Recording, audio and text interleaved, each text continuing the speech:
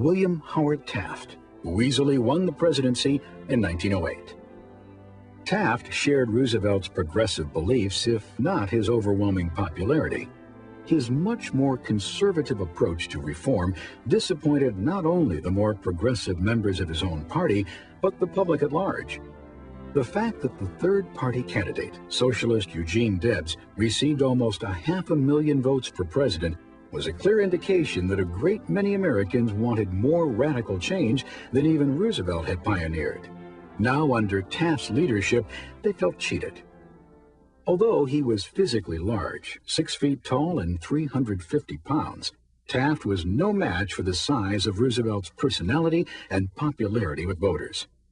Taft was a distinguished lawyer and judge, but timid and uncomfortable as a politician.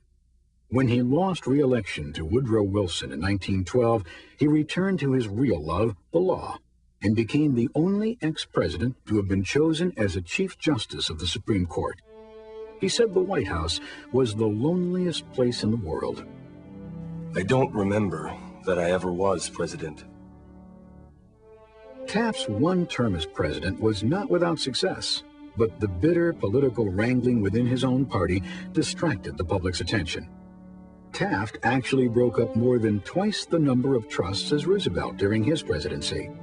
He convinced Congress to pass the Mann-Elkins Act, giving the Interstate Commerce Commission the ability to regulate telephone and telegraph companies. And he urged Congress to pass the 16th Amendment to the Constitution, a federal income tax. It was ratified by the states a year after he left office. Still, Taft was more sympathetic to the demands of the conservatives in the Republican Party than the progressives, and the public believed he was failing to continue Roosevelt's reforms.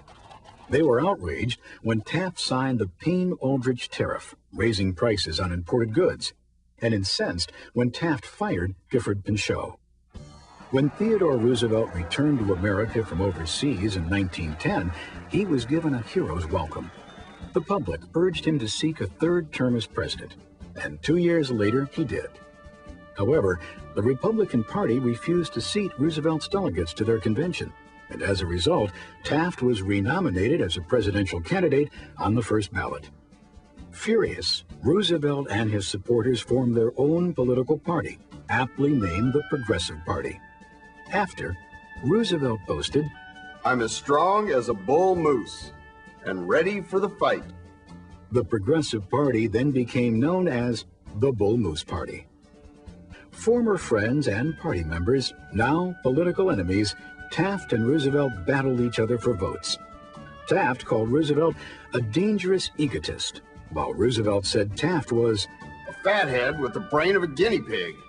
Meanwhile, the Democratic reform governor, now presidential candidate Woodrow Wilson, championed his own progressive program called the New Freedom to American voters, and wisely steered clear of the bickering between Roosevelt and Taft.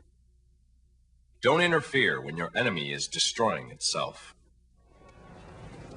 With the Republican Party votes split between Taft and Roosevelt, Wilson won a majority of the Electoral College votes and became president.